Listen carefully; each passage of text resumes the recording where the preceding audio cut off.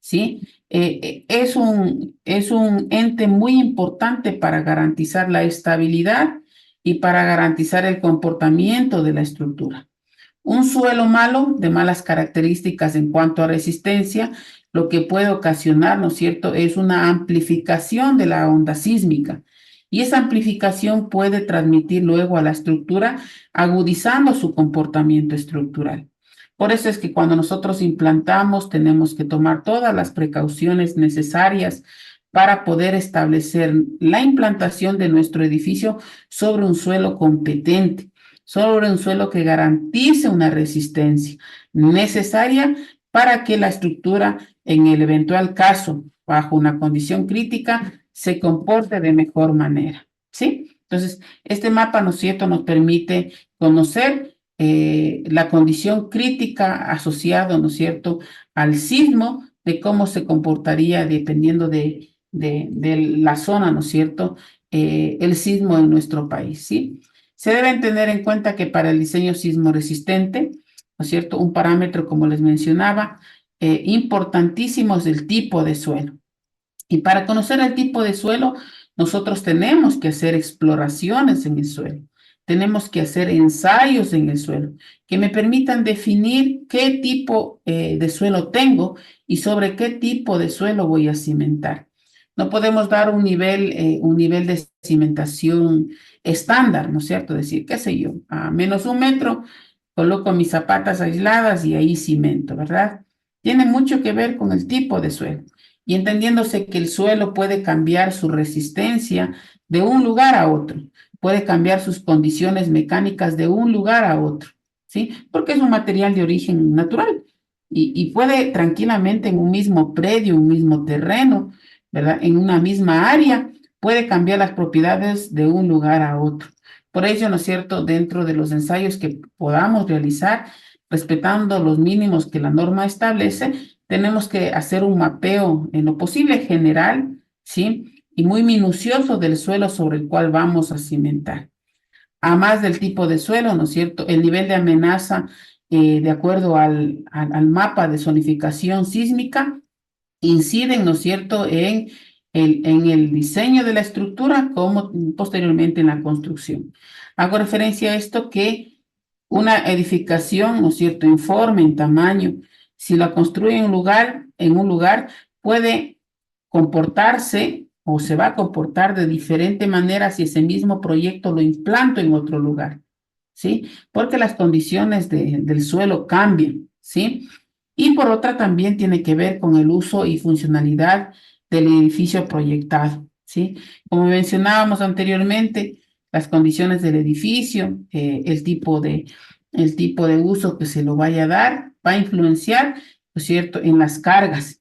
Y las cargas, por ende, van a influenciar, ¿no es cierto? Toda la carga que se genera en la edificación va a influenciar sobre el estrato, en este caso sobre el suelo sobre el cual se va a cimentar, ¿sí?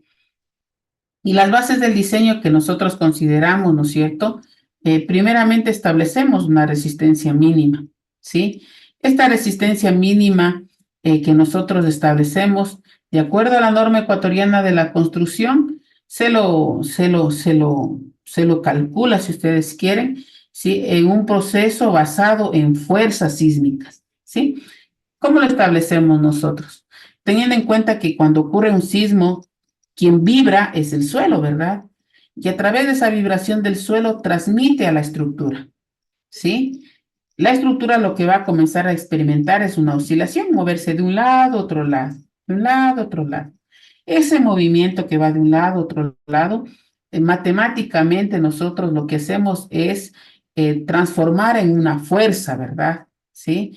Y al transformarlo en una fuerza, esa fuerza aplicada a una estructura con base generalmente empotrada, va a generar una deformación lateral.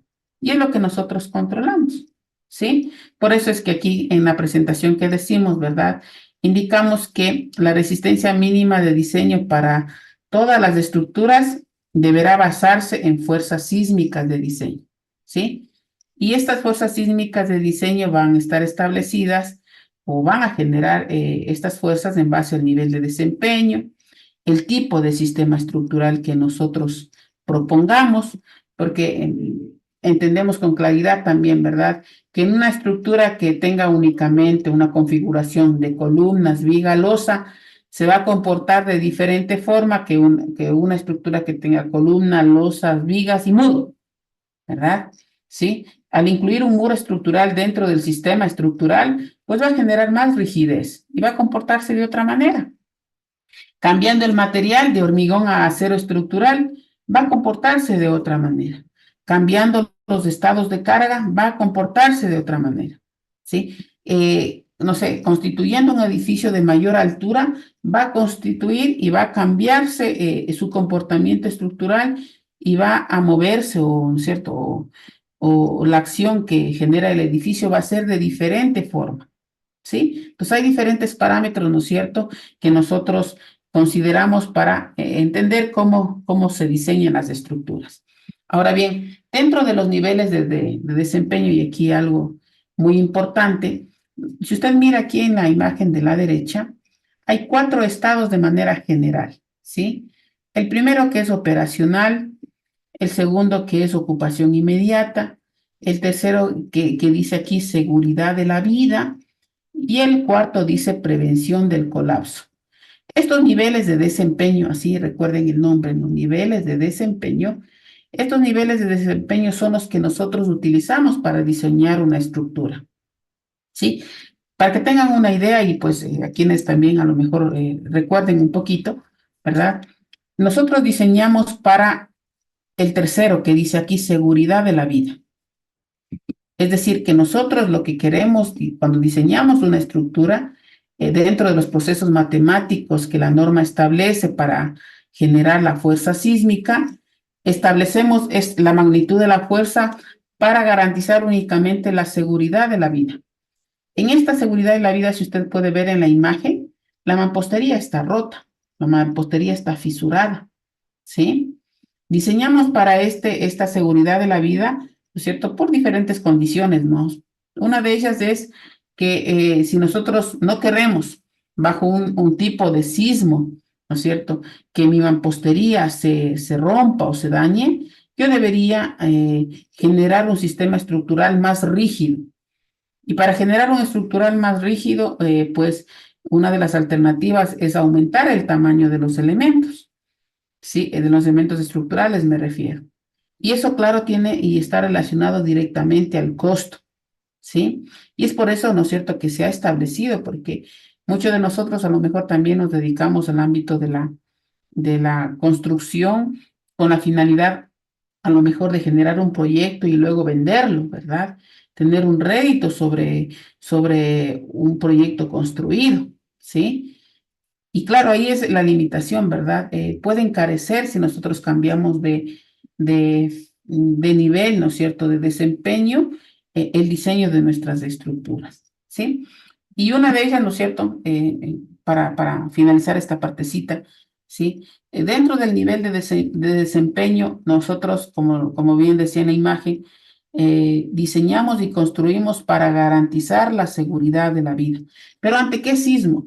¿No es cierto? Ahí también la norma establece diferentes tipos de sismo. Para el sismo que nosotros diseñamos es el que conocemos como sismo severo. El sismo severo, para que tengan una idea, es como el sismo que ocurrió en el 2016, ¿sí? Es un sismo severo. Hace unas semanas atrás hubo un sismo en Guayaquil, me parece, ¿verdad? Ese sismo ejemplo es frecuente, ¿sí? Ocurre cada semana, no sé, cada mes, ¿sí? Para ese sismo frecuente que es de baja magnitud y que ocurre constantemente, a mi estructura no tiene que pasarle nada. Tiene ni que fisurarse paredes, nada. Pero para un sismo como el del 2016, que conocemos como un sismo severo, ¿sí? Ahí debe aplicarse esta condición de diseño o este nivel de diseño, ¿sí?, que conocemos como seguridad de la vida. Para ese sismo, como del 2016, se van a romper las paredes. Se pueden fisurar poquito las columnas, las vigas, pero la estructura va a mantenerse, no va a colapsar la estructura. ¿Qué va a garantizar? La seguridad de las personas. Las personas lo que van a hacer ante la acción del sismo van a tener el tiempo necesario para evacuar la edificación. Muchas edificaciones y lo que ocurrió, ¿no? Quienes pudieron a lo mejor ver, muchas edificaciones posterior al sismo no pudieron ser reforzadas ni reparadas, ni volver posterior al sismo, porque su inseguridad, ¿no es cierto?, la fragilidad de la edificación era tan alta que no garantizaba las condiciones mínimas de seguridad. Pero muchos de ellos fueron diseñados bajo esta condición que les menciono. Permitieron que las personas se evacúen, permitieron que las personas salgan, garantizaron la seguridad de la vida, ¿verdad? Y quedaron ahí, en muchos casos abandonadas. Hay edificaciones en Puerto Viejo que están abandonadas, que al momento todavía no se han sido derrocadas, que al momento no han sido reforzadas, porque reparar una edificación, ¿verdad? Puede, en muchos de los casos, pues hablo de estas edificaciones, el costo de reparación casi se equipara con el costo de una edificación nueva. Entonces ahí ya no se ve rentable, ¿no es cierto?, volver a reforzarle. Y también pues derrocar resulta un costo muy alto, ¿no es cierto?, en querer derrocar esta edificación, 5 o 6 pisos, ¿verdad? Entonces lo tienen ahí abandonado, ¿verdad? Pero esa edificación puede ser que haya cumplido la filosofía de diseño que la norma establece ante una condición de un sismo severo, ¿sí? Y la otra, ¿no es cierto?, que hablamos del tipo de sistema y configuración estructural a utilizarse, incide notablemente en la acción sísmica. Una estructura que es irregular va a comportarse a lo mejor de una manera no adecuada respecto de una estructura regular. Las irregularidades, tanto en planta como en elevación, generan estructuras más vulnerables, ¿sí? Evitar en lo posible la irregularidad va a ayudar a o fortalecer el comportamiento estructural de la edificación, ¿sí? Pero claro, muchas veces estamos asociados, ¿no es cierto?, a un proyecto arquitectónico, ¿verdad? Por eso hablo de la idealidad. Si lo podemos de alguna forma mejorar nuestro sistema estructural, trabajando paralelamente entre ambos, ¿verdad? Arquitectos, ingenieros civiles, definiendo una estructura adecuada, va a permitirnos, ¿cierto?, generar estructuras sismo resistentes. Muchas veces trabajamos de manera aislada, si ya se hace el proyecto arquitectónico, ya se lo plantea, y luego se trata de ver desde el punto de vista estructural cómo conformar la estructura y hay muchas veces se puede caer en errores, ¿no es cierto?, de que ciertos espacios que están limitados pueden invadir a lo mejor tamaños de elementos como columnas a ser más grandes que comienzan a obstaculizar estos espacios, ¿verdad? Por eso el trabajo articulado que de nosotros, quienes estamos relacionados al ámbito de la construcción, es importante. Pero hay que estar claros, ¿verdad? Generar estructuras irregulares, tanto en planta como en elevación, van a generar sistemas estructurales más vulnerables, ¿sí? La vulnerabilidad de las estructuras, todas las estructuras tienen su vulnerabilidad, pero hay que tratar de reducir esa vulnerabilidad. ¿Con qué? Con buenos procesos constructivos, con buenos sistemas estructurales, con disposiciones adecuadas de materiales, etcétera, etcétera, ¿sí? Y claro, ¿no es cierto? La norma, como les decía, establece diferentes criterios para el diseño de estructuras. Hay diferentes metodologías, diferentes formas como puede establecer, ¿no es cierto?, el diseño. Sin embargo, ¿no es cierto?, la que más utilizamos es una metodología basada en fuerzas. Nosotros, de acuerdo a los estudios y requerimientos matemáticos, tratamos de establecer una fuerza, ¿no es cierto?, lateral que vamos a aplicar al edificio. Y esa fuerza lateral lo que va a ocasionar al sistema estructural es una deformación. Y esa deformación es la que nosotros vamos a controlar. Johan, tiene la palabra. Una pregunta, Inge. Si bien, como usted menciona, las estructuras regulares nos dan un grado de confiabilidad un poco mayor porque se mantienen regular en todos los niveles. Sin embargo, la inserción de una escalera muchas veces por temas arquitectónicos, muchas veces las escaleras hacen perder esa irregularidad a todas las plantas. No sé si es que eso influiría o no influiría en la regularidad que tienen todos los niveles. Muchas gracias, Johan. Sí, efectivamente, ¿no? Las escaleras suelen generar irregularidad en el comportamiento de la estructura, ¿sí? Por eso también, tanto la escalera como el ascensor debe estar ubicado estratégicamente en el edificio. La gran mayoría suelen ubicarse en el centro, porque ahí va a permitir de alguna manera minimizar los efectos. Pero digamos en el peor de los casos, está una escalera en un lugar en donde está generando un efecto de torsión en la edificación ante una acción sísmica. Nosotros, quienes estamos involucrados en el ámbito del diseño y la construcción, tenemos que buscar los mecanismos necesarios con los elementos estructurales, ¿sí? Para equilibrar esa distorsión. Si yo tengo en un lado, qué sé yo, un elemento muy rígido como una escalera o un ascensor, a lo mejor en el otro lado tengo que compensar. Puede ser con tamaño de columnas, puede ser con la inclusión de muros, ¿verdad? Pero tengo que garantizar el comportamiento de la estructura. Dentro de un proceso técnico adecuado, tanto, ¿no es cierto?, desde el punto de vista arquitectónico como de ingeniería, ¿verdad? Estamos relacionados, somos, yo diría, un equipo, ¿verdad?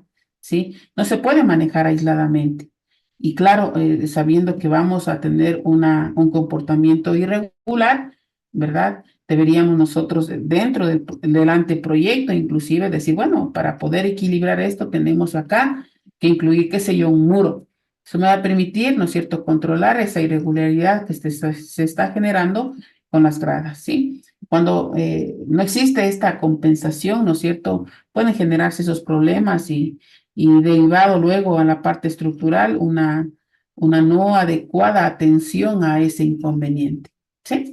Sí, es importante aquello y le agradezco por también la participación, ¿no?, sobre este tema, ¿sí? Lo otro también, ¿no es cierto?, que también estamos involucrados, tiene que ver, ¿no es cierto?, con el riesgo sísmico, evaluación y rehabilitación de estructuras, ¿sí? Javier, le doy la palabra. ¿Cómo está, ingeniero? Buenas tardes. Un favor, el tema de la deformación lateral, ¿se considera también los movimientos trepidatorios? A ver, de acuerdo a la norma, ¿no es cierto?, nosotros consideramos una deformación lateral. El tema de, ¿no es cierto?, el movimiento trepidatorio que usted indica está relacionado, sí, al sismo, ¿no? Cuando nosotros incluimos la acción sísmica, quienes hacemos diseño estructural, a más de la fuerza lateral, ¿no es cierto? No sé si le ponemos al edificio en tres dimensiones, en X y en Y, también consideramos un porcentaje de sismo en el sentido Z que puede generar, ¿no?, una vibración vertical, ¿sí? Sumado a esto, ¿no es cierto?, el movimiento vertical con el horizontal, lo que la norma nos establece es controlar únicamente la deformación lateral, pero incide, ¿no es cierto?, al incluir en la acción sísmica este movimiento vertical que puede generar la condición que menciona, ¿sí? Agudiza la deformación lateral, ¿sí? Y ahí es en donde nosotros también tenemos que controlar. Gracias. La pregunta era justamente porque, bueno, yo soy de Quito y estuve presente en el terremoto de Manabí y hubo bastante movimiento trepidatorio. Ese fue el motivo también de que muchas de las estructuras se partieran las losas y se hundieran muchas de sus bases. Entonces, no sé si consideran en las nuevas normas el tema de cómo mejorar la estructura del suelo para una edificación, por ejemplo, de un edificio, ¿no? Ujú. Sí, sí, vale la pena indicar, ¿no? Le comento, ¿no? En la Universidad Central hicimos debe ser un mes y un poquito más, hicimos un congreso, un seminario entre algunas universidades. En la ESPE estuvo la Politécnica Nacional, estuvo la Politécnica Salesiana, y pues tanto entre académicos y quienes fueron partícipes de estas normas, justamente toparon estos temas, ¿no? Y claro, la forma como se pretende hoy controlar en la nueva normativa va a ser un poco más rigurosa. Ya no se va a hablar lo que voy a indicar hoy, ¿no es cierto? Va a haber un cambio un poco más sustancial, inclusive inclusión de nuevos materiales. Bueno, es un tema bastante amplio, la verdad, ¿sí? Y la experiencia que nos dejó el sismo del 2016 que usted menciona, ¿verdad? Sí, en la que nosotros como universidad también estuvimos presentes. En mi caso en particular estuve presente en Manta, estuve presente en Puerto Viejo y también en Esmeraldas, ¿sí? En donde hicimos evaluación de estructuras. Y un caso, ejemplo, en Manta, hubieron edificaciones, a lo mejor ustedes lo conocen, edificaciones ahí en la zona de Tarqui, en donde hubieron hasta 4 losas, una sobre otra. Ah, Losas con, súper. losas Ujú. con alturas de 40, 50 centímetros. Y en muchos de los casos no pudimos visualizar las columnas, pero en donde podíamos medir habían columnas de 20 por 20. Y en otros casos habían columnas falsas, que no eran columnas de hormigón, ¿no? Que eran constituidas con mampostería. Y claro, ahí es en donde, ¿no es cierto? Como bien lo menciona, este efecto que se generó en las estructuras estuvo en la gran mayoría. Hay una zona, entiendo, en Manta, que es un suelo malo, ¿verdad? Agudizó las ondas sísmicas y cambió el comportamiento de las estructuras. Por eso es el caso que algunas edificaciones que eran en madera y en caña, de hasta 2 pisos, no pasó nada, porque eran estructuras más livianas. Y las estructuras más pesadas son las que sufrieron las consecuencias, ¿no? Sí, pero se están considerando todo lo que usted está mencionando acá, ¿no es cierto? Este efecto también y que se lo debe tomar en cuenta, ¿no es cierto? Sobre todo en esta franja roja que vimos en el mapa de zonificación, sí, que es toda la franja ecuatoriana, pues en la costa ecuatoriana, que es una condición crítica, ¿verdad? Para la acción sísmica, ¿sí? Listo, gracias, ingeniero. Sí, entonces, como les decía, parte, ¿no es cierto?, de, de la norma ecuatoriana de la construcción también no es solo enfocarse en edificaciones nuevas, también en edificaciones que ya fueron construidas, ¿sí? Y la norma de riesgo sísmico que la conocemos permite de alguna manera evaluar y dar condiciones para establecer si la estructura requiere o no requiere ser reforzada. Si usted mira, aquí están los 4 tipos de sismos que la norma establece: el muy raro, el ocasional y el frecuente. Para hablarlo un poco más, con mayor entendimiento, ¿no es cierto? El sismo muy raro va a generar una fuerza sísmica muy grande, ¿sí? Nosotros no diseñamos para una edificación normal, entiéndase como una edificación normal, una edificación para vivienda, para oficinas, ¿verdad? No diseñamos para un sismo muy raro, sino solamente para el raro. Pero para el sismo raro, ¿no es cierto?, en seguridad de la vida, ¿no es cierto?, tiene que comportarse bien, ¿sí? Para un sismo frecuente, como el que ocurrió hace, no sé, unos días atrás en Guayaquil, ¿verdad? ¿Sí? Para ese sismo es un sismo frecuente. Para ese sismo no tiene que pasarle nada a la estructura, ¿sí? Es decir, que ocurre el sismo, pues pasa el sismo, usted tiene que volver a ocupar esa edificación, ¿sí? ¿Qué pasaría si es que ante un sismo como el que les menciono, no sé, que el frecuente, se comenzaron a fisurar las paredes, ¿verdad? Se comenzaron a fisurar. Sí debe preocuparnos, porque la magnitud y la intensidad del sismo es pequeña y generó ya daño en la estructura. Entonces, algo debe estar ocurriendo en la edificación, ¿sí? Entonces, tenemos que tomar las medidas necesarias para poder reforzar a la estructura y, en base de los criterios que mencionamos, generar una estructura más rígida, ¿verdad? Generar una estructura más rígida, hablamos de 3 formas, ¿verdad? Incluir nuevos materiales, aumentar tamaño de secciones, ¿sí?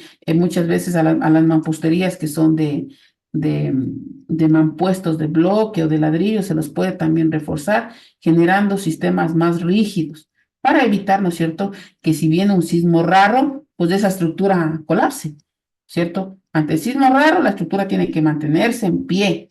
Se puede fisurarse todas las paredes que quiera, sí, pero tiene que estar ahí en pie, ¿cierto? No tiene que colapsar, tiene que garantizar que las personas salgan, ¿sí? Vale la pena indicarle, ¿no? Me parece que fue el 1 de julio.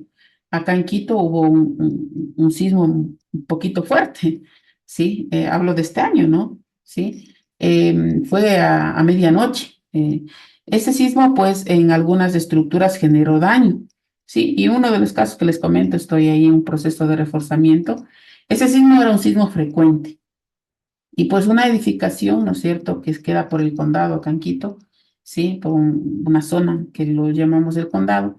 Sí, esa edificación tiene problemas en mampostería, a tal punto que hubo, ¿no es cierto?, tal punto que hubo un desequilibrio de la mampostería, que es una edificación de 2 pisos, ¿verdad? En áreas bastante amplias, ¿no? Hablamos, para que tengan una idea, ¿no? hablamos por cada nivel, por cada piso, 600 metros cuadrados.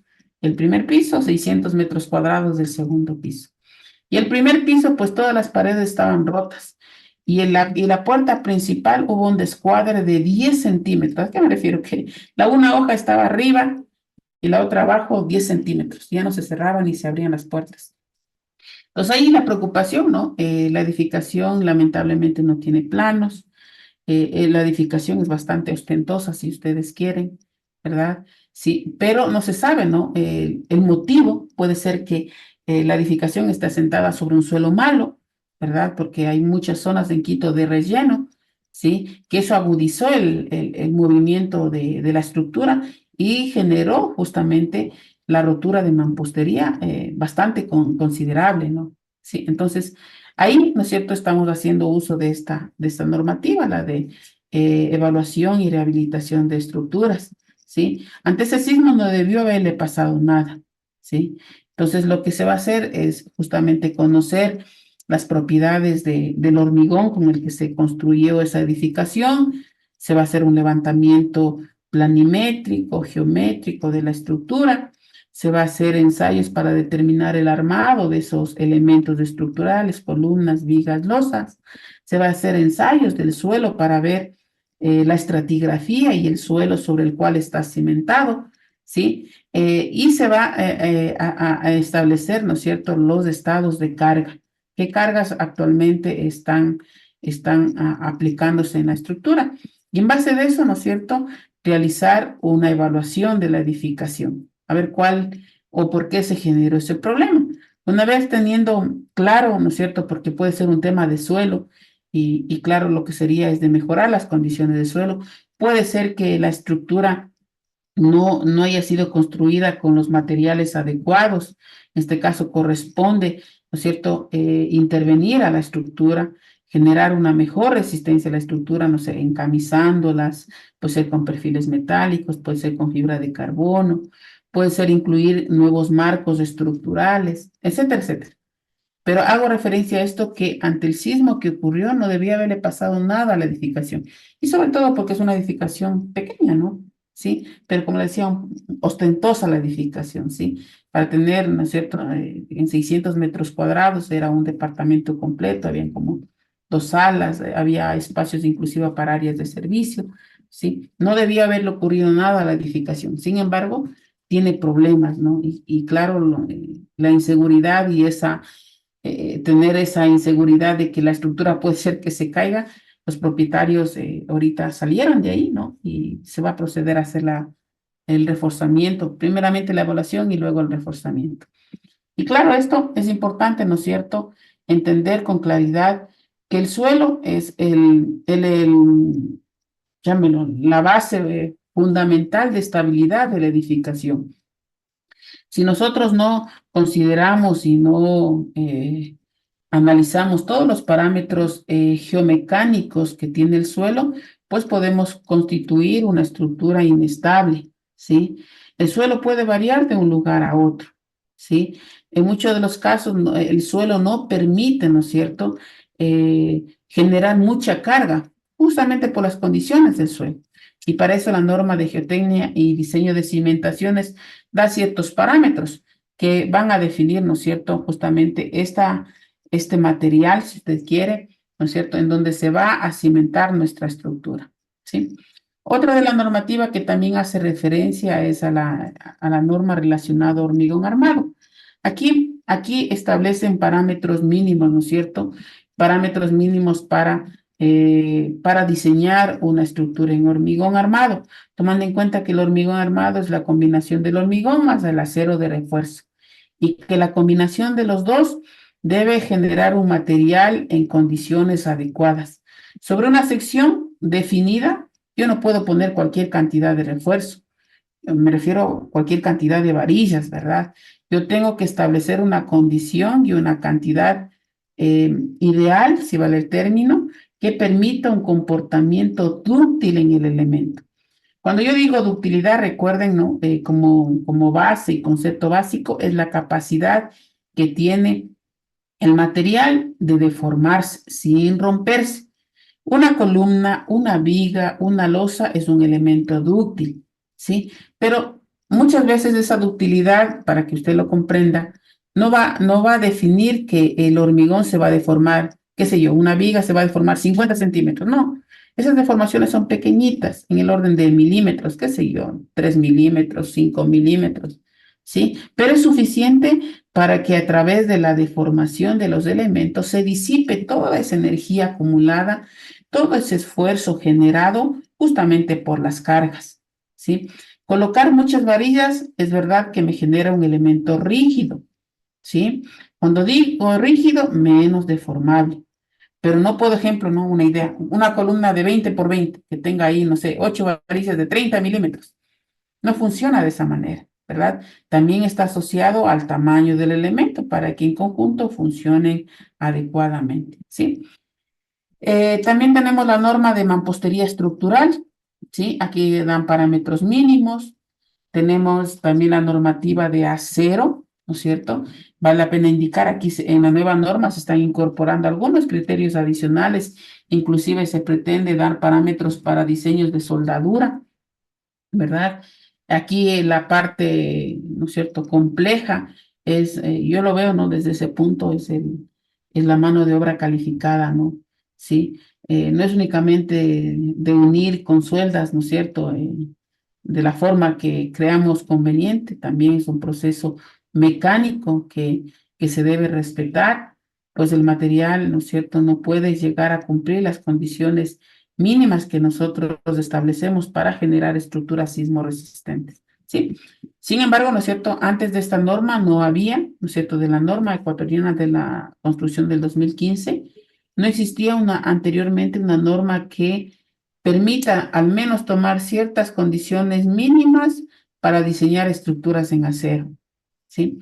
Yo creo que con la NEC pues se avanzó bastante, con la NEC 2015, y pues espero que con la nueva versión de la NEC se den mayores parámetros no generales que permitan tanto en el diseño como en la construcción establecer criterios mínimos para generar estructuras más seguras, ¿sí?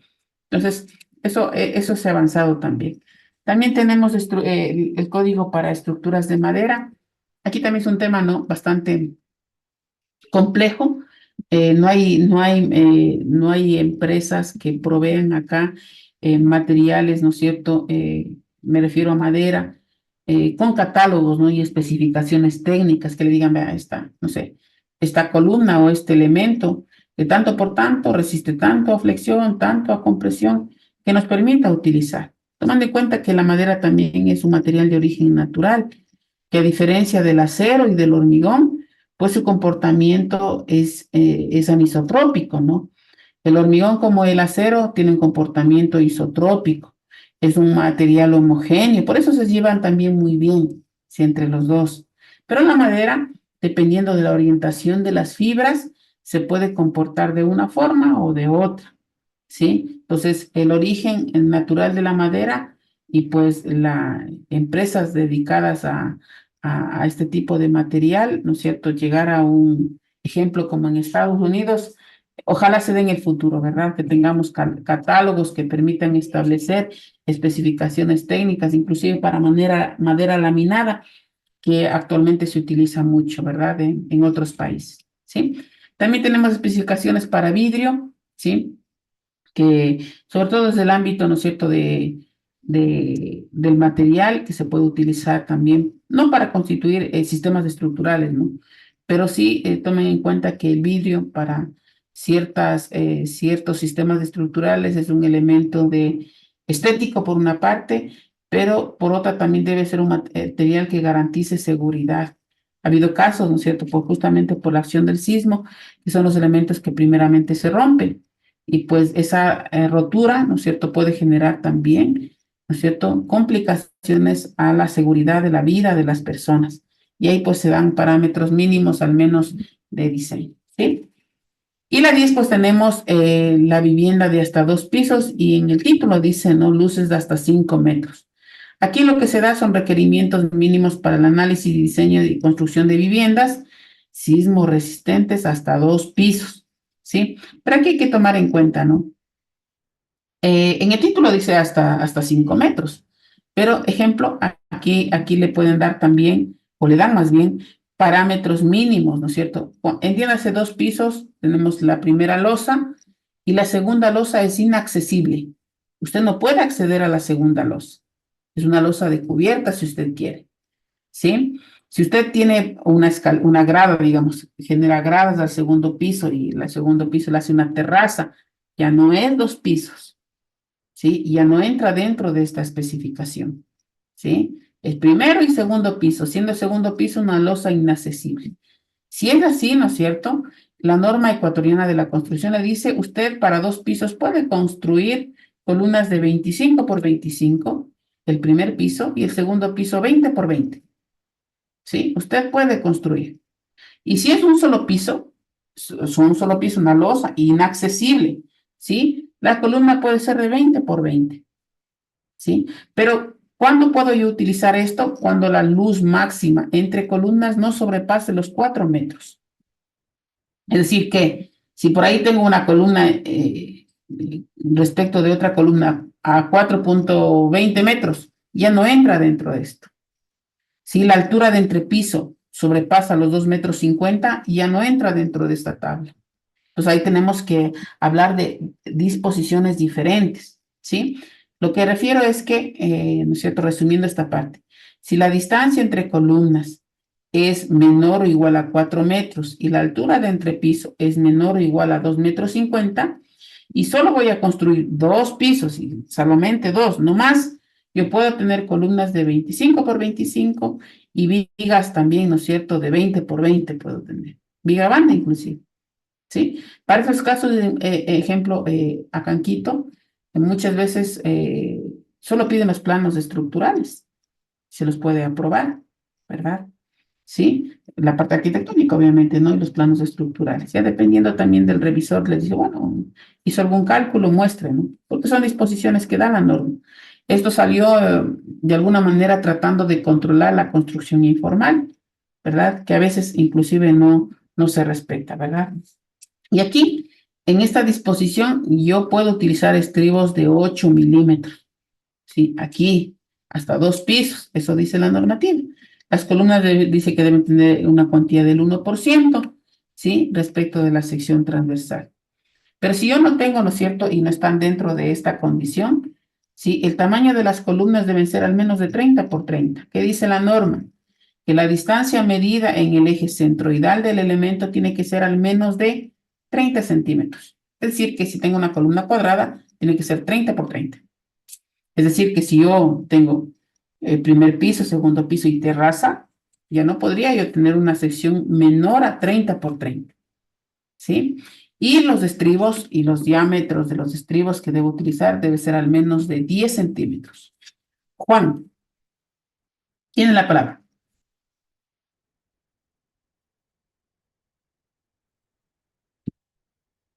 Juan. Sí, buenas noches, muchas gracias. Buenas Quisiera noches. que me saque de una equivocación. Si es que mal no recuerdo, después de que tuvimos el sismo aquí en Manabí, la columna mínima, de acuerdo a la nueva modificación que se hizo a la norma ecuatoriana de construcción, era de 30 por 30, no su equivalente a 900 centímetros cuadrados, la cuantía del hierro 2 al 3% y con un hormigón de 240. Si es que no estoy equivocado, me corrige, por favor. Sí, a ver, lo que yo estoy indicando es lo que dice la norma, ¿verdad? Si la edificación, reitero esta parte, ¿no? Y es aplicable esto en todo el país, si no se ha sectorizado por partes. Si la edificación, ¿no es cierto?, tiene distancias entre columnas como máximo 4 metros y alturas de entrepiso como máximo 2,50 metros, yo puedo construir columnas de 20 por 20. Perdón, de 25 por 25 para 2 pisos o de 20 por 20 para un piso. Pero esa condición no se da en nuestro medio, ¿verdad? Esto casi, al menos en Manta, o sea, para la parte exterior, a lo mejor se tiene edificaciones solo hasta 2 pisos, ¿verdad? Para lo demás, lo mínimo, ¿no es cierto? Si usted tiene una altura de entrepiso de 2,60 metros o 2,70 metros, ya no aplica. Ahí la sección mínima es 30 por 30. Y la cuantía que debe considerar mínimo, no digo la máxima, mínimo, lo mínimo es el 1%. En una columna de 30 por 30, lo mínimo el 1%, son 8 varillas de 12. Ahora, lo que le indico ya, para 2 pisos en adelante, ¿verdad? Es decir, de 2 pisos, ¿no es cierto? 3, 4, 5, 6 pisos en adelante, ya requiere de un respaldo estructural, es decir, de un diseño, ¿verdad? Entonces ahí le van a definir cuál es el tamaño de la columna, cuál es la cantidad de acero que va a demandar esa columna, porque depende justamente de los criterios que mencionábamos anteriormente, depende del tipo de suelo, depende de la configuración arquitectónica, depende de la forma de irregularidad o regularidad que tiene la estructura, tanto en planta como en elevación, ¿sí? Ahora, vale la pena también aclarar. En la normativa hasta 2 pisos tiene mucho que ver con el proceso constructivo, ¿sí? Acá el proceso constructivo que se recomienda es que se haga también con la mampostería en conjunto. Es decir, que yo construyo la cimentación, construyo las columnetas o los muñecos, ¿verdad? Hasta el nivel del terreno, la cadena de amarre, el contrapiso. Y ahí yo levanto las paredes, ¿no es cierto? Y el armado del acero de refuerzo, dejando los espacios vacíos para las columnas. Posteriormente, cuando yo construya todas las paredes, yo hormigono monolíticamente las columnas con la mampostería. Es decir, que la mampostería viene a ser parte del encofrado, ¿sí? Yo hormigono las columnas y tengo todas las columnas y mamposterías hasta el nivel de la losa. Y ahí toda la losa se asienta tanto en las columnas como en la mampostería, ¿sí? Así es el proceso constructivo. No construimos primeramente el esqueleto y luego coloco yo la mampostería. Ahí no procede, ¿sí? Para 3 pisos, ¿no es cierto? La sección mínima ya vendría a ser 30 por 30. Y el diámetro de los estribos tiene que ser al menos de 10 milímetros, ¿sí? Y como bien indicaba, la cantidad de acero que debe ir al menos el 1% como cuantía, al menos el 1%, ¿sí? Eso hay que considerar, ¿verdad? Dentro de ello también, ¿no es cierto?, las disposiciones mínimas de los espaciamientos no tienen que ser mayor a 15 centímetros, ¿sí? Es decir, entre este refuerzo y este refuerzo no debe ceder más de 15 centímetros. Yo aquí tengo ejemplo, ¿no? Una condición que yo sé aplicar, ¿sí? Si yo tengo una columna de 30 por 30, ¿sí? Yo por cada 10 centímetros coloco una varilla. ¿A qué me refiero? Si esta columna fuese de 30 por 30, si esto es 30, por cada 10 centímetros coloco una varilla, vendría a ser 1, 2, 3, ¿no es cierto? Tendría 3 varillas en este lado. Acá también 3 varillas en este lado. Y ahí me dan 8 varillas en una columna de 30 por 30. Si tengo una columna de 40 por 40, coloco 4 varillas en cada cara. Tengo una columna de 50 por 50, coloco 5 varillas. Bueno, eso hago yo, ¿no? Sí, que me permite cumplir esta condición de no exceder los 15 centímetros entre refuerzo y refuerzo. ¿Sí? Ahora, esto también, ¿no es cierto? El tema de los estribos hoy está asociado a la zona de confinamiento. Esa zona de confinamiento va a permitir, ¿no es cierto?, que la columna, sí, que tiene una condición muy crítica respecto de cargas, al unirse con la viga, ¿no es cierto?, y formar el nudo estructural, ¿sí? Este nudo estructural nosotros tenemos que precautelar, tomando en cuenta que la columna tiene que ser el elemento fuerte, la viga tiene que ser el elemento débil. Para que la columna sea el elemento fuerte, muchas veces lo asociamos al tamaño del elemento. Si hago una columna más grande que la viga, yo sé que esa columna va a ser más fuerte que la viga. Y la otra tiene que ver con el armado. Si coloco más varillas a la columna y menos refuerzo a la viga, pues sé que la columna va a ser más fuerte o más resistente, si usted quiere, que la viga. Pero debemos mantener ese principio: columna fuerte, viga débil. Nudo estructural fuerte, viga débil. Johan, le doy la palabra. Inge, disculpe, con respecto a la diapositiva anterior, usted nos indicó los estribos tipo más o menos. Yo he visto una vez particularmente, vi un estribo en forma diagonal en el torno de la columna, alrededor del estribo. en forma diagonal. Quisiera saber si eso es correcto o no, porque justamente estaba revisando la norma, pero no encontré algo que me especifique o algo que me determine si es correcto o no es correcto. A ver, Johan, yo la verdad no he visto. De acuerdo a la norma, lo que le dice es que lo máximo que puede usted, el ángulo, ¿no es cierto?, del estribo de soporte lateral tiene que ser el máximo 135 grados o 45 grados respecto de la vertical. Es decir, que ejemplo, en este caso, ¿no es cierto? Ah, El rombo solo funcionaría para una columna cuadrada. Ya para otra columna, ejemplo rectangular, ya no es aplicable. Diagonal, no sé si me dice así diagonal, no sé. No, correcto, así mismo. pero no estaría, desde mi punto de vista, no estaría correcto, porque ¿cuál es la finalidad, no es cierto, de los estribos? Primero, dar resistencia a corte. El estribo va a ser el elemento en acero que va a soportar o va a aportar más bien a resistir los esfuerzos cortantes. Y justamente lo que se trata es de generar un núcleo de hormigón, ¿sí? Con los estribos exteriores, más del estribo interior, yo voy a tener aquí un núcleo muy resistente que los estribos van a proteger, van a evitar de que ese núcleo se fisure. Entonces, tener un estribo diagonal, la verdad no lo veo viable, ¿verdad? Y lo otro es que no estaríamos cumpliendo con lo que dice la normativa, ¿no? Toma en consideración que las varillas de las esquinas tienen confinamiento, porque a esta varilla le sujeta el un lado del estribo y el otro lado del estribo, ¿sí? Entonces, a las varillas que están libres se les debe generar, ¿no es cierto? Como en este caso, esta varillita está libre, entonces se le coloca, puede ser de esta manera como el rombo o puede ser un gancho, ¿sí? Para que esté claro, el gancho puede ser así también, ¿no es cierto? Eso también está asociado eh, al tipo de estructura, ¿no es cierto? Me disculpan si está ahí un poquito chico, puede ser así, ¿no? El gancho en un sentido, puede ser el gancho en otro sentido así, ¿sí? Funciona. Inge, y tocando ese mismo tema, verá, al igual creo que es una mala práctica que, bueno, yo lo he visto así en fotos porque una vez me indicaron, de que en el mismo estribo, en el estribo rectangular, o sea, le arman una sola con el estribo de la vincha, o sea, le hacen un solo elemento, los dos estribos.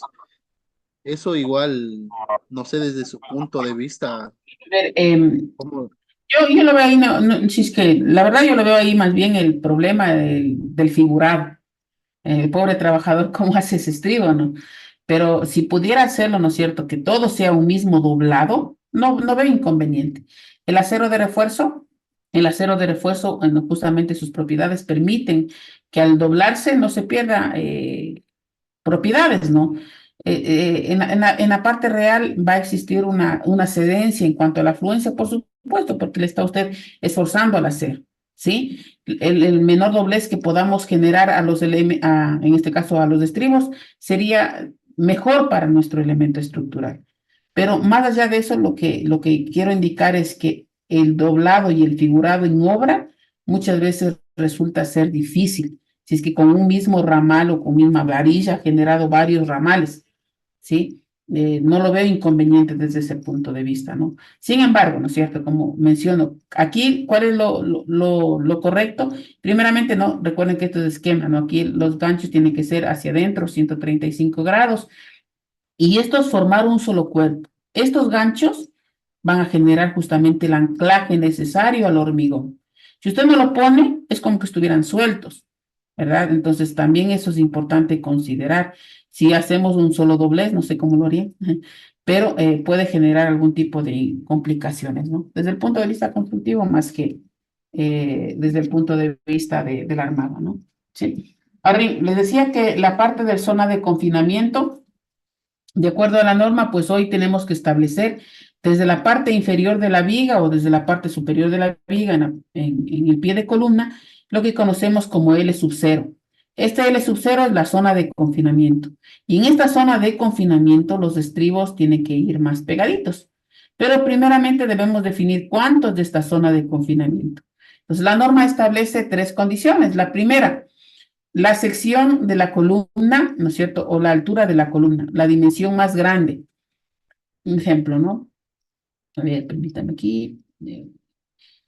Digamos, si así mi columna, ¿no es cierto? Tengo una columna, me disculpan, ¿no? Si está chueco. Ahí, ya. Tengo una columna. Este es el lado largo, este es el lado corto, entonces esto le llamo yo H, este le llamo yo B.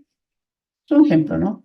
Entonces, el lado más largo, ¿no es cierto? Este lado más largo de la columna viene a ser la primera opción de la longitud del sub 0, ¿sí? Digamos, si mi columna es 30 por 60, entonces aquí sería 60 centímetros, la primera opción. La segunda, un sexto de la luz libre. Aquí si usted mira está el N. El N divido para 6 y me da también el otro valor del sub 0. Y la otra es 45 centímetros. De estos tres puntos, ¿cuál yo escojo? El más grande, ¿sí? Repito, ¿no es cierto? El L sub 0 define entre tres condiciones. Y de esas tres condiciones voy a escoger el valor más grande que me dé. La primera condición es la dimensión más grande que tiene la columna. La segunda, sí, la longitud libre, ¿no es cierto?, de la columna para 6. Y la tercera condición es 45 centímetros. Si digamos esto, ¿no? Esto es 60. Me disculpan ya. Ahí está 60. 60. Y esta altura de entrepiso, no sé, qué sé yo, es de, no sé, 2 metros 40. 2 metros 40 dividido para 6. ¿Cuánto me da? 40 centímetros. Entonces tengo 40 centímetros, aquí tengo 60 y tengo 45. ¿Cuánto vale el sub 0? 60 centímetros. En esta zona de confinamiento, yo tengo que colocar, ¿no es cierto? Aquí el mismo ejemplo anterior, tengo que colocar yo estribos más pegaditos, ¿sí? ¿Cuántos de esos estribos más pegaditos? La norma dice cada 6 veces el diámetro de la varilla o 10 centímetros o 100 milímetros, ¿no? ¿Sí? ¿Cuál escojo? Pues el valor más pequeño, ¿sí? Si tengo varillas de ejemplo de 20 milímetros en la columna, multiplico por 6, me da 12 centímetros. Y la otra condición era 10 centímetros, entonces coloco cada 10. ¿Hasta cuándo? El primer estribo a 5 centímetros, luego 10, 10, 10, 10, 10, hasta el valor de L sub 0, el que me haya dado. Hago desde la cabeza de la columna y también hago desde el pie de columna. Y en la parte central, en la zona no confinada, el espacio que me haya quedado, yo tomo en consideración dos parámetros: 6 veces el diámetro de la varilla o 15 centímetros.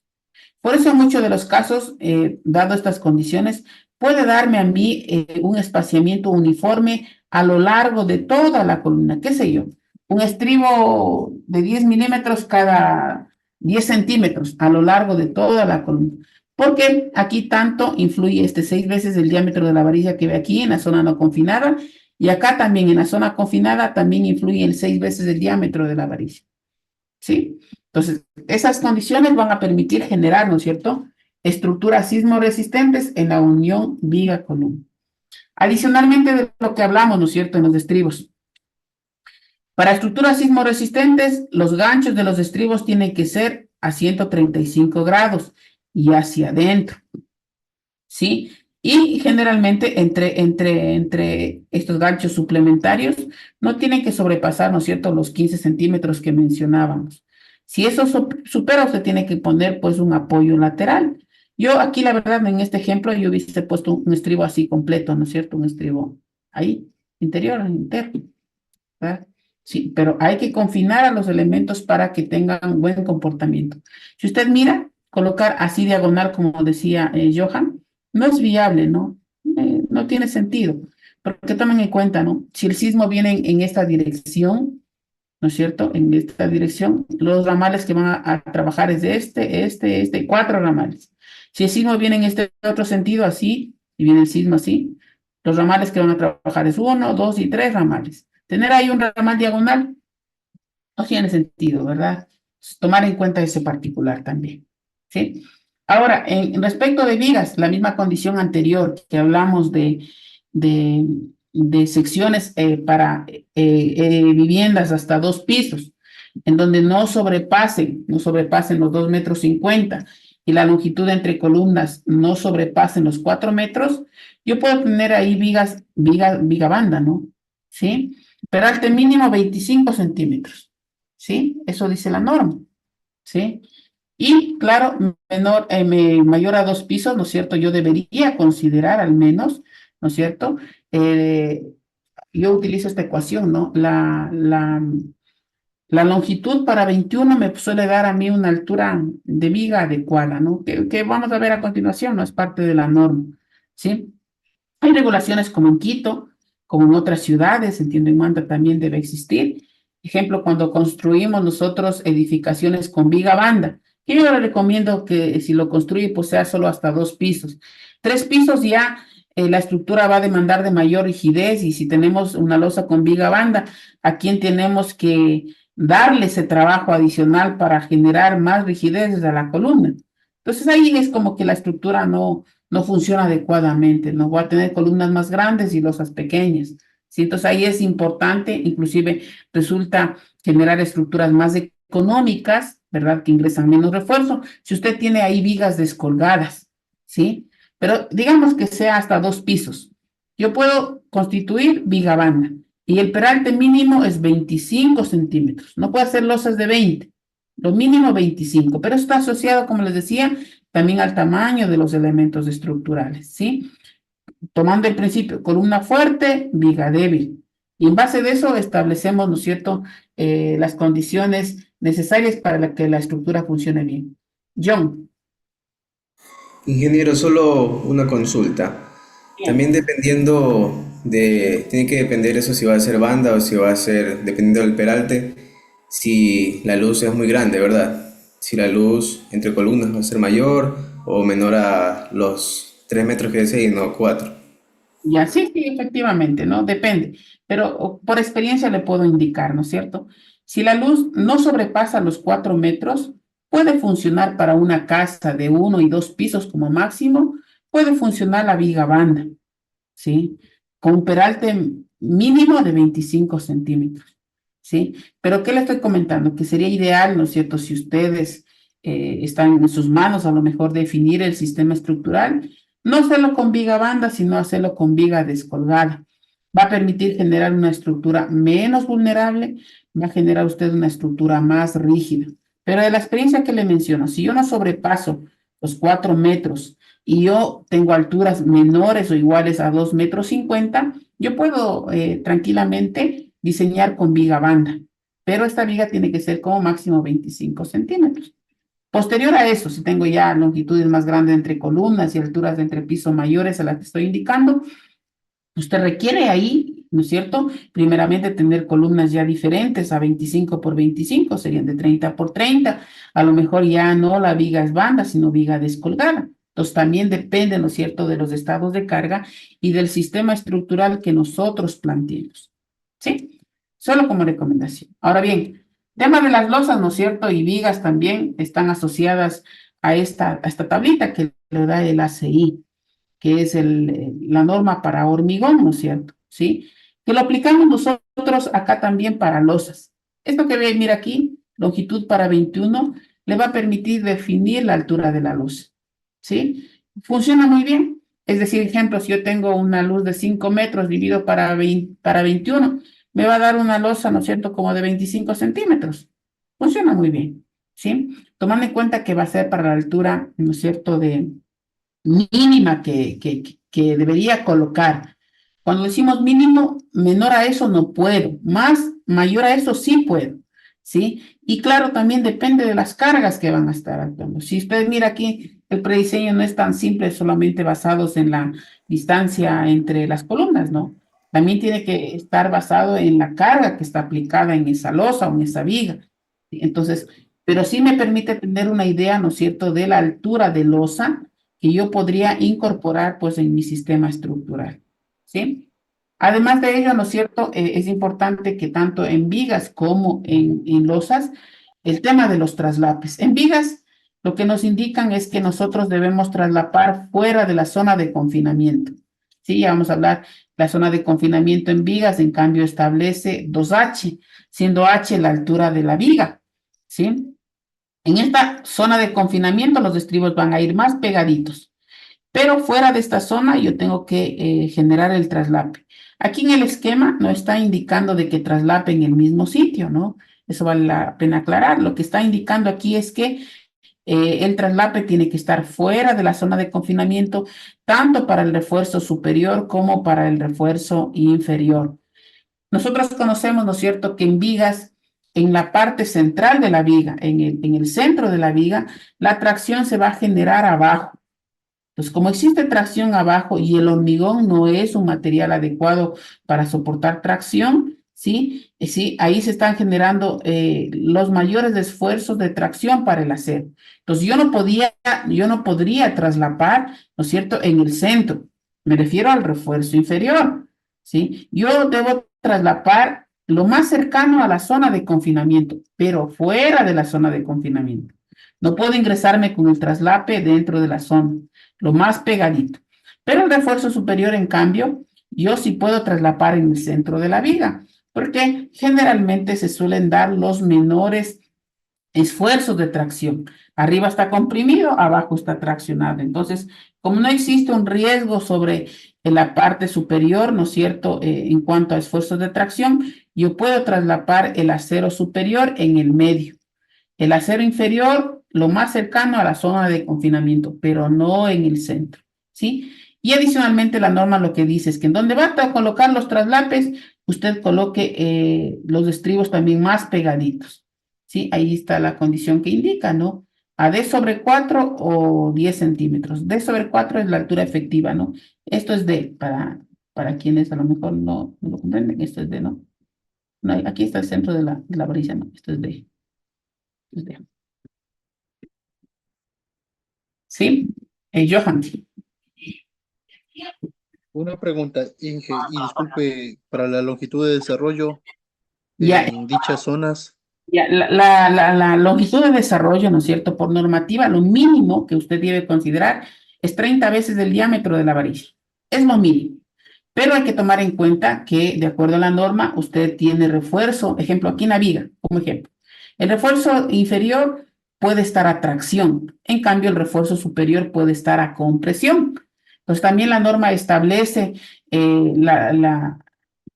parámetros adicionales para refuerzos que están en compresión en vigas y refuerzo que está en tracción en vigas.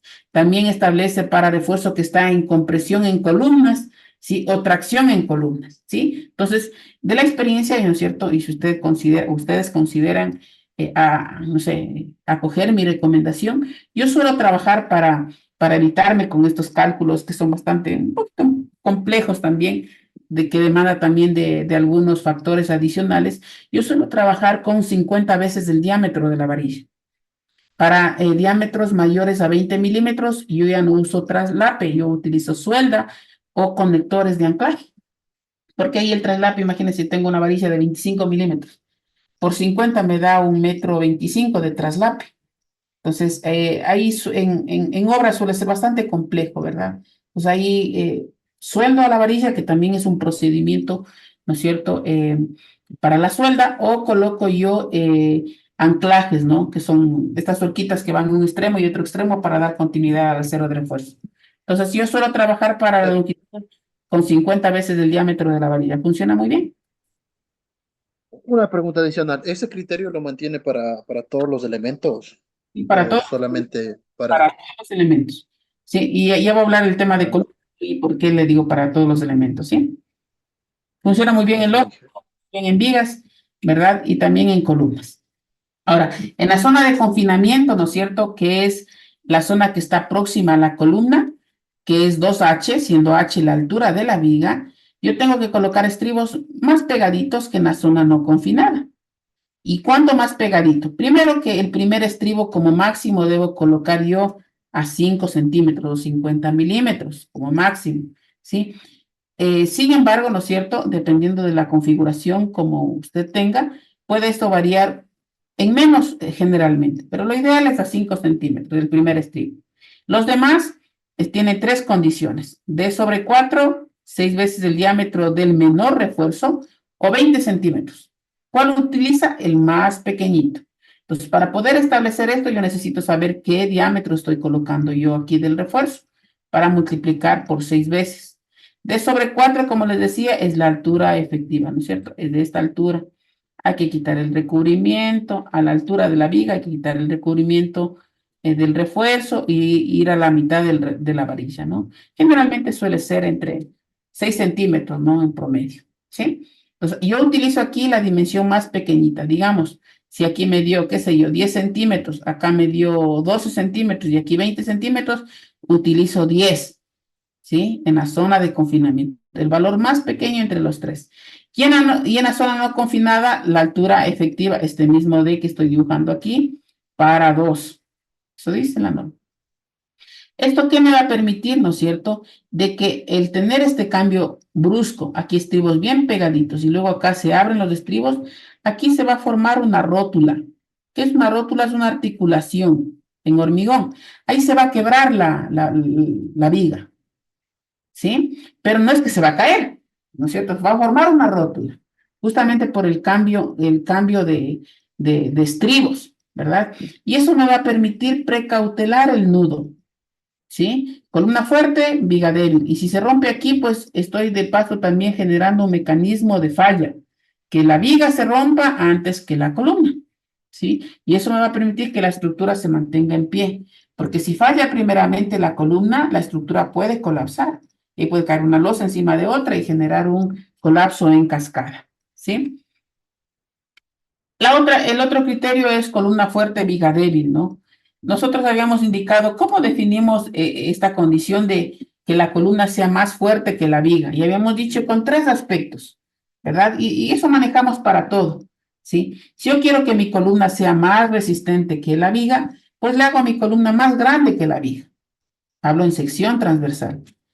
La otra es coloco más refuerzo a la columna que en la viga, ¿verdad? Cuando digo coloco me refiero, ¿no es cierto?, desde un ámbito profesional basado en el diseño, ¿no es cierto?, no al ojo, no, nada de aquello, ¿sí? Sino en armado. Si yo coloco más refuerzo a la columna que a la viga, yo estoy garantizando que mi columna va a ser más resistente que mi viga, ¿sí? Y la tercera, que es un poco improbable, es modificar los materiales, ¿sí? Es decir, que ejemplo, yo construyo mis columnas con hormigón de 350 y luego construyo mi viga con hormigón, qué sé yo, de 210, ¿sí? En la parte constructiva puedo hacerlo, sí lo podría hacer, un poco complicado, pero sí lo podría. Sí, yo suelo, la verdad, ¿no es cierto?, utilizar una misma resistencia a la compresión en todo mi sistema estructural. Empiezo en la cimentación, cadena de amarre, columnas, vigas, losas, la misma resistencia a la compresión del hormigón.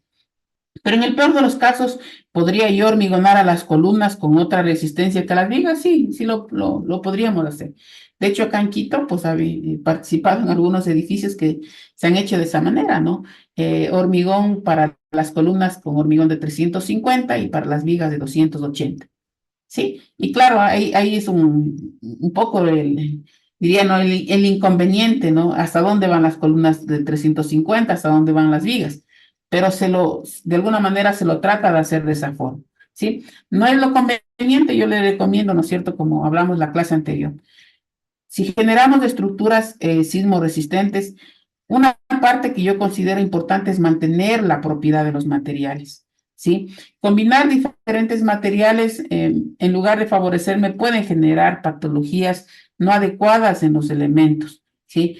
Muchas veces, ¿no es cierto?, por criterios externos, en edificaciones se cambia únicamente la mampostería, ejemplo.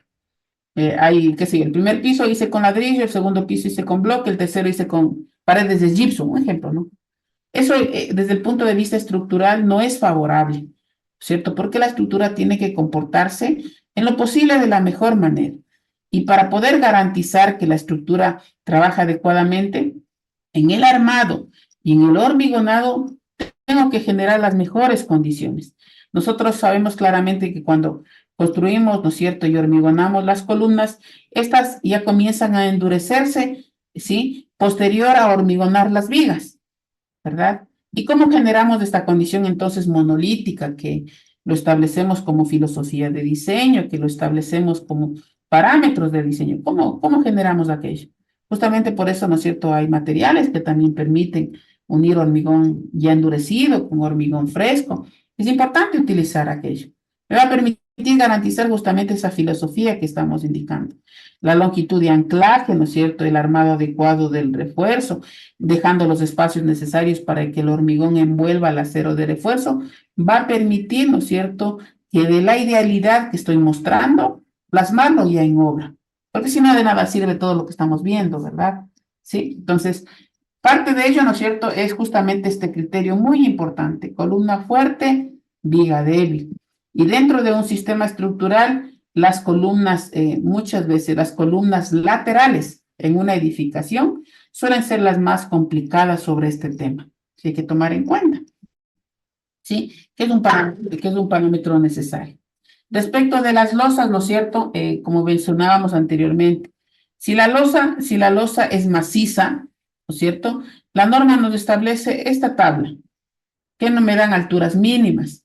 En edificaciones no suelen darse, ¿sí? Por ejemplo, una losa maciza suelen presentarse en un edificio, en las rampas, ¿sí? En los tableros de acceso a los parqueaderos, en subsuelos, ahí suelen darse losas macizas. En la gran mayoría suelen presentarse losas alivianadas. Pero aquí, ¿no es cierto?, la longitud para 28, ¿no es cierto?, para una losa maciza, ejemplo, si voy a diseñar, qué sé yo, un tanque para una cisterna, me permite definir la altura mínima. Y nosotros sabemos que en elementos macizos yo puedo hormigonar al centímetro. Yo puedo hacer una losa maciza de 12 centímetros, puedo hacer una losa maciza de 17 centímetros, sí lo puedo hacer, ¿verdad? Pero en cambio, para losas alivianadas, generalmente nuestros medios están ajustados a múltiplo de 5. Puede haber una excepcionalidad. Por supuesto, puedo tener losas de 20, de 25, de 30, de 32, de 35 centímetros, ¿sí? Puede haber una excepcionalidad de ello, ¿sí? Pero funciona muy bien esta ecuación que la ACI nos da, ¿sí? Ayuda mucho, ¿verdad? En losas con viga banda, esta tabla de aquí, que de la ACI, es aplicable para losa con viga banda, ¿no? Y la longitud para 33, ¿no es cierto?, tanto aquí como acá, me permiten definir una altura mínima para losa con viga banda, ¿sí? Pero la altura de la losa que me da es una altura maciza. Luego yo tengo que transformarle a una altura alivianada. Para que tengan una idea, una losa, ¿no es cierto?, de 20 centímetros con una disposición de alivianamientos de 40, 10, 40, 10, 40 de alivianamiento, 10 de nervio, 40 de alivianamiento, 10 de nervio, ¿sí? Una losa de 20 centímetros equivale en inercia y en resistencia a una losa de 14.5 centímetros maciza. Una losa de 20 alivianada equivale a una losa maciza de 14.5, ¿sí? Entonces, esta altura de losa que me da la norma, me da una altura de losa maciza. Yo tengo que transformarlo luego a una losa alivianada, ¿no? Tomar en cuenta aquello. Respecto de los muros, ¿no es cierto?, también hay requerimientos mínimos que la norma establece. Uno de ellos, ¿no es cierto?, ejemplo, para los subsuelos, que suelen ser muros de exteriores, de sótanos o de cimentaciones. ¿Cuál es la dimensión mínima del muro? 19 centímetros, 190 milímetros, redondeando 20, ¿sí? Yo le sugiero, ¿no? Sugerencia nomás, no hacer menos que este valor, ¿verdad? Me refiero a muros para subsuelos.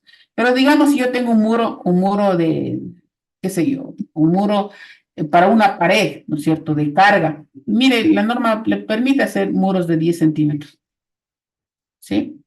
Le permite. Pero para subsuelos, ¿no es cierto?, mínimo 19 centímetros la normativa, ¿sí? Hay que establecer esos parámetros, ¿no? Y aquí, muros no portantes, ¿como cuáles? Como la mampostería normal que utilizamos, ¿sí? Puede ser de bloque, puede ser de ladrillo. ¿Qué dimensión mínima? De 10 centímetros, ¿no?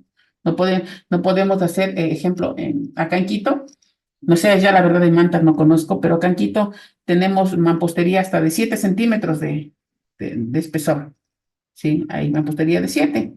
En Luciendo queda de 9, ¿sí? Entonces, pero claro, la norma no permite, ¿no es cierto? Sí, entonces esa mampostería muchas veces yo la utilizo, ejemplo, para hacer, no sé, una lavandería, pero no para constituir muros no portantes, ¿no? Johan. Inge, el último tipo sería para cuando existe la presión lateral de los suelos. Para subsuelos, ¿sí? Digamos, para subsuelos como mínimo 20 centímetros redondeando, como les decía. Tomen en Ah, cuenta, no hablo de cuando muros, soportan la... sí, no hablo de muros en cantilever, tomar en cuenta aquello, ¿no? Un muro de sótano va a tener la restricción en la parte de arriba, Este es un ejemplo. Acá tengo, qué sé yo, ya la cimentación, aquí tengo yo la viga de la losa, esta es parte del subsuelo. Cuando presiona aquí, ¿no es cierto? Presiona así el suelo, esto lo que se va a deformar es un poquito así. Pero si estuviese libre la cabeza, ¿no es cierto? Ejemplo, yo tengo aquí un muro, por ejemplo, ¿no? Aquí tengo un murito así. Voy a dibujar un muro en cantilever. Y presiona así el suelo. La cabecita se va a deformar así. No para ese tipo de muros. Para muros, como digo, para exteriores de sótanos y cimentaciones. La cabecita tiene restringida, aquí va a estar restringida, entonces la deformación va a ser así. ¿De acuerdo? Ya. Entonces, ante ello, ¿no es cierto? Es importante definir también que en las cimentaciones, como disposiciones mínimas que nosotros podemos tener, de acuerdo a la norma, si usted mira aquí, tenemos ancho, altura mínimas, ¿no? Yo solo aquí redondear, ¿no es cierto? O más bien uniformizar. Si la altura mínima de la cimentación, yo le sugiero 25 centímetros, no menos que eso. Inclusive, ¿no?, el tamaño de una zapata.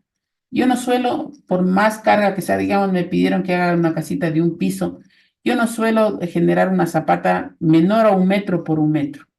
No lo hago, a pesar de que en el cálculo me dé.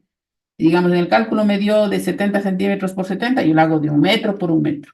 Entonces son disposiciones mínimas, ¿no? Y me va a permitir poder armar, me va a permitir poder manipular, me va a permitir poder hormigonar tranquilamente, pero sobre todo me va a permitir garantizar una estabilidad a la estructura, ¿sí? Tomando en cuenta que lastimosamente, pues en nuestro medio, si diseñamos una casita de un piso, ya, qué sé yo, en 2 años ya está de 2 pisos, en unos 5 ya está de 3, pues también un poquito yendo con esa precaución, ¿no es cierto?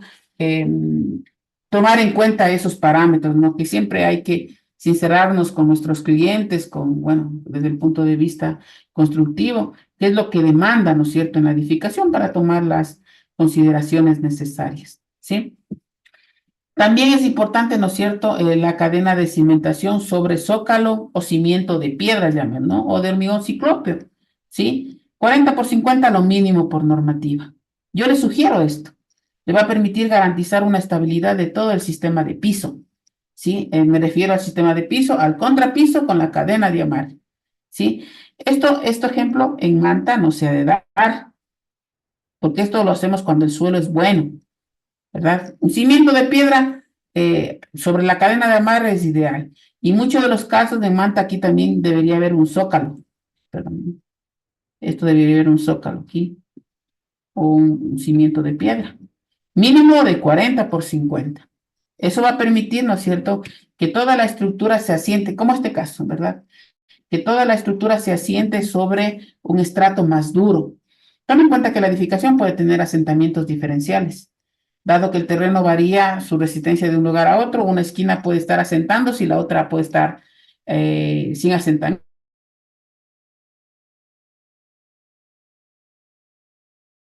Y generalmente suelen ser por asentamientos. Esos pequeños asentamientos pueden generar esfuerzos muy grandes, que la mampostería, al ser muy frágil, puede romperse, ¿sí? Y pues de subsanar aquello, muchas veces no se hace un proceso adecuado, lo que toca es intervenir es en el suelo. Al suelo toca mejorar las propiedades de resistencia que permitan disminuir ese proceso de asentamiento para evitar, ¿no?, que se sigan fisurando las mamposterías, ¿sí? Y uno de los elementos que consideramos pues son las zapatas aisladas, ¿no? Tenemos la zapata aislada, tanto en armado, ¿no es cierto?, como la miramos. El nivel de cimentación tiene mucho que ver, ¿no es cierto?, con el tipo de suelo que tengamos. Los niveles y los estratos pueden generar diferentes resistencias a diferente nivel. Conocer, ¿no es cierto?, las características del suelo van a permitir definir adecuadamente a qué nivel cimentar. Y para ello, pues necesitamos nosotros realizar, ¿no?, un estudio de suelos, ¿verdad? ¿Sí? Aquí esta imagen más allá, ¿no es cierto?, del tipo, como si usted mira, tengo la parrilla inferior, tengo aquí la columneta o el muñeco, y aquí la columna circular. Pero más allá del armado de la columna, lo que quería mostrarles es que se debe encofrar la cimentación.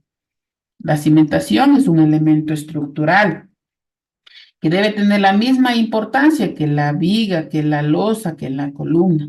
Muchas veces dentro del mal proceso constructivo, aquí estos elementos que suelen ser, entre comillas, digamos, que abarcan gran cantidad de hormigón, suelen por ahí estar una piedra, ¡pam!, le botan al hormigón para que, no sé, pues ingrese menos tal vez, ¿no? Nuestros trabajadores suelen tener esa mala costumbre, si vale decirlo, ¿verdad? Y lo otro es que no encoframos a la cimentación. Debemos de encofrarle, debemos generar la geometría respectiva porque es un elemento estructural con una dimensión establecida. Y la altura mínima, como le recordaba, esta altura mínima de la cimentación, 25 centímetros lo ideal. Tomar en cuenta que el recubrimiento mínimo, que ya voy a pasar más lueguito, mínimo en cimentación es de 7.5, ¿no? Estructuras en contacto con el suelo, ¿sí? Y dentro de eso, ¿no es cierto? Previo a la cimentación, nosotros tenemos que hacer los estudios necesarios para conocer el estrato sobre el cual vamos a cimentar nuestra estructura. Hay ensayos físicos, hay ensayos químicos, hay ensayos mecánicos que se puede hacer al suelo para conocer las características tanto físicas como mecánicas. Dentro de las características mecánicas, pues, ¿no es cierto?, está la resistencia del suelo, ¿sí? Los trabajos del terreno que realizamos generalmente son las caricatas que nos permiten conocer, ¿no es cierto?, los diferentes estratos del suelo. Un penetrómetro también funciona muy bien. Los sondeos, de ejemplo, uno que más utilizamos aquí es el SPT, ¿verdad? Que a través del número de golpes nosotros podemos definir la resistencia del suelo a un nivel determinado y pues esas fracciones de suelo que la obtenemos en el tubo Shelby nos permite también conocer en cambio los niveles de los estratos, ¿verdad? Y poder ahí generar, ¿no es cierto?, un perfil estratigráfico. También podemos hacer ensayos físicos, químicos, ¿verdad? Que en definitiva lo que nosotros pretendemos es encontrar y conocer las características sobre el suelo al cual vamos a cimentar. Y dentro de los datos necesarios que debemos obtener del estudio de suelos es la capacidad resistente, conocida también como capacidad portante, si tiene o no nivel freático, si el suelo tiene coeficientes no sé si el suelo es expansivo más bien, ¿sí? Un parámetro como el ángulo de fricción que permite conocer si el suelo es cohesivo o no, el módulo de balasto, cuál es el asentamiento del suelo y el tipo de suelo. Esos son los parámetros generales que nosotros se suelen más bien pedir, ¿no es cierto?, de un estudio de suelos. Como les decía, el más común es hacer un ensayo de SPT, pero no es el único. Hay ensayos más sofisticados que permiten conocer con mayor profundidad, ¿verdad?, estas mismas propiedades. Y mientras más, yo digo, ¿no?, mientras más exploraciones hagamos al suelo, mientras más ensayos hagamos al suelo sobre el cual vamos a cimentar nuestra edificación, va a permitir con mayor seguridad tener y nosotros disponer de mejores condiciones y decisiones sobre qué cimentación realizar y a qué nivel, ¿sí? Esto, ¿no es cierto?, también el suelo como tal, ¿no es cierto?, genera en la estructura estabilidad. Y pues el tipo de suelo también puede influenciar en la forma de cómo se deforma la estructura, ¿sí? La estructura, por la acción del sismo, va a deformarse lateralmente y como les decía, por normativa nosotros le controlamos. Para estructuras de hormigón armado, acero estructural y madera, esto conocemos como deriva de piso, tiene que ser el 2% o 0.02, ¿sí? Este es el parámetro. Si nosotros no cumplimos esto, digamos, me dio a mí 0,03, ¿verdad? ¿Qué tengo que hacer yo? Es rigidizar a la estructura. ¿Y cómo la rigidizo a la estructura? Una alternativa indicamos haciéndole a los elementos más grandes. Otra alternativa, incluyendo nuevos elementos, diagonales, muros. Otra alternativa, a lo mejor colocando más acero de refuerzo, ¿verdad? Son procesos que me va a permitir generar una estructura más rígida para que cumpla este parámetro, ¿sí? Que la norma establece, ¿no? ¿Sí? También es importante, ¿no es cierto?, que de acuerdo a la norma establece los recubrimientos mínimos, ¿sí? Para estructuras en contacto con el suelo, ¿no es cierto?, como las cimentaciones, 7.5 centímetros, ¿sí? Para losas, ¿no es cierto? Aquí losas y muros, ¿sí? Barras menores a 36 milímetros, que generalmente suele darse en nuestro medio, 2 centímetros no mínimo. Yo le recomiendo 2,5 centímetros, ¿sí? Que es la mitad de la loseta que está sobre los bloques, ¿no? Conocemos también como loseta o carpeta de compresión. Esa loseta suele ser de 5 centímetros, entonces para que esté el refuerzo a la mitad, lo mínimo 2,5. Eso le sugiero. Pero la norma le dice, con 2 centímetros yo le valido. Y para vigas, columnas, y mira aquí, vigas, columnas, pedestales y amarres, como las cadenas de amarre, mínimo 4 centímetros. ¿Sí? Entonces son recubrimientos mínimos que nosotros podemos cumplir. De lo mínimo, si usted tiene la posibilidad de colocar un poquito más, sería muy favorable. ¿Cuál es la finalidad del recubrimiento? Proteger al acero de refuerzo. El acero de refuerzo en contacto con la humedad puede corroerse y como trabaja el hormigón con el acero por adherencia, puede perder esa adherencia y ya no es hormigón armado, ya no es elemento estructural. Entonces, darle la mejor protección al acero de refuerzo va a permitir, ¿no es cierto?, garantizar el comportamiento de nuestras estructuras. Y lo mínimo que la norma establece, como dice, lo mínimo, al menos debemos cumplir, lo mínimo. Pues ahí las decisiones que nosotros establezcamos, ¿verdad? ¿Sí? Además de nuestras normas, ¿no es cierto? También existen normas internacionales. De ejemplo, aquí tenemos la AASHTO para diseño de puentes.